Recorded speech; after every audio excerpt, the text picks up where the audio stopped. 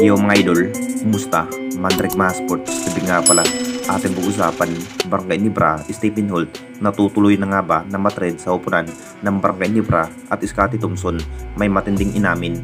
So naging impact na nga ba sa pagkatalo ng ating Barangay Nibra sa semifinals mga idol, kung saan na parang hindi pa rin satisfy ang naging laro ng Jinkies, kung bakit ganun lamang ang ipinikitang laban na parang napahina na nga ba ang naging lineup ng ating Barangay Nibra, kung bakit natalo pa rin sa upunan ng SMB. Marami pa rin ang nakakapansin mga idol sa naging chemistry ng ating Barangay Nibra.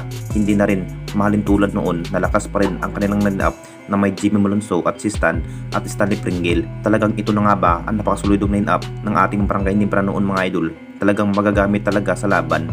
Posibleng maraming player pa rin ang matrade ng ating Barangay Nibra at gagawing trade asset tulad rin kay Stephen Holt mga idol.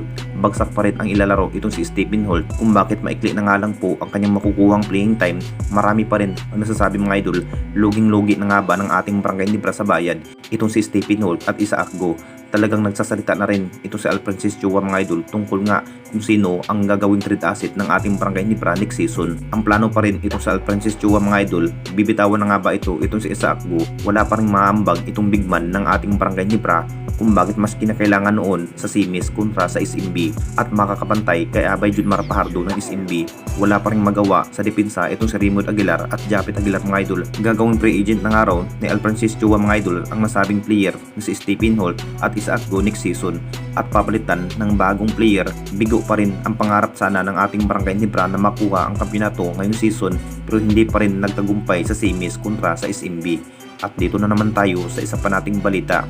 Scottie Thompson, may matinding inamin.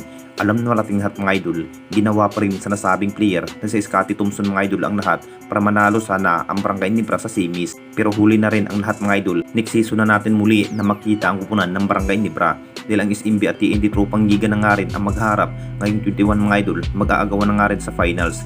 Ito na nga ba ang hinihintay ng lahat mga idol, kung sino na nga ba ang mas karapat-dapat na makamit ang bagong history sa ating liga. Sobrang nangihihinayang pa rin ito si Scottie Thompson mga idol, dahil pinaghihirapan pa rin para makapasok sa semis, pero naging hadlang pa rin ang kupunan ng SMB mga idol. Nakita na naman natin lahat sa naging chemistry, sulit pa rin ang SMB. Kahit may kunti kaibahan nga lang ang SMB, kay Abay Junmar Pardo at CJ Perez pa rin ang nagdadala sa opensiba, kung bakit tambak nga sa dulo ang inabot ng ating Barangay Nibra. May matinding inamin na nga rin itong si Scottie Thompson mga idol.